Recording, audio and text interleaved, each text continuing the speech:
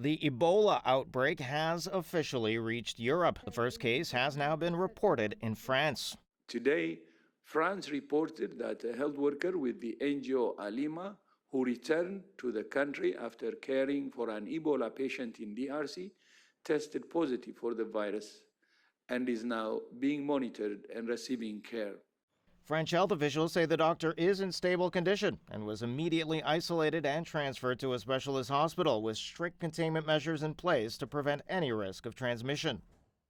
The Minister of Health is, of course, monitoring the situation with the utmost vigilance. In any case, the situation is under control.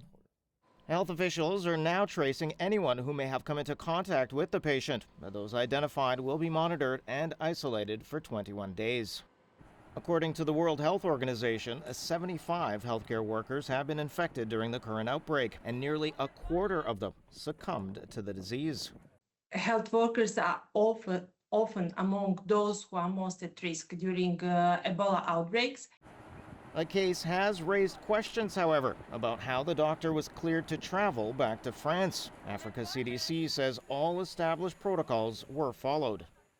The risk of Ebola transmission begins after symptoms appear. The health worker left the DRC symptom-free and met every travel requirement in force at the time. This virus is not actually so easy to discover and to identify as it was with the previous Ebola outbreaks.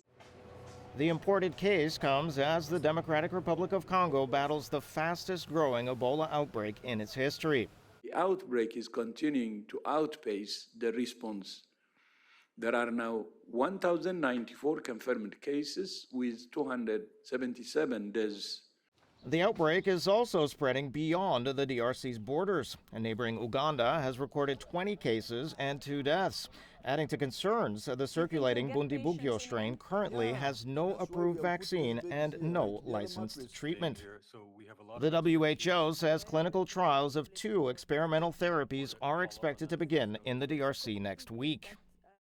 The humanitarian response has also been complicated by aid cuts and conflict in North and South Kivu provinces, to the south of Ituri, where most of the outbreak is concentrated.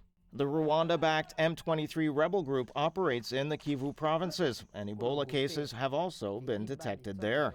Health experts in Poland and across the region say the risk of Ebola spreading here remains very low. They do stress, however, that the most effective way to prevent further international spread is to control the outbreak at its source, in the DRC. There is a need to really treat it as priority to help to develop the testing methods and the vaccinations in order to support these people there, and of course not to think about Ebola outbreak only when we think if it's a threat to ourselves and to Europe.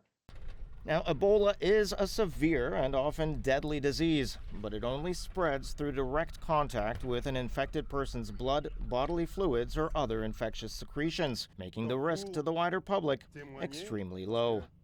For TVP World, Konrad Gorlinski.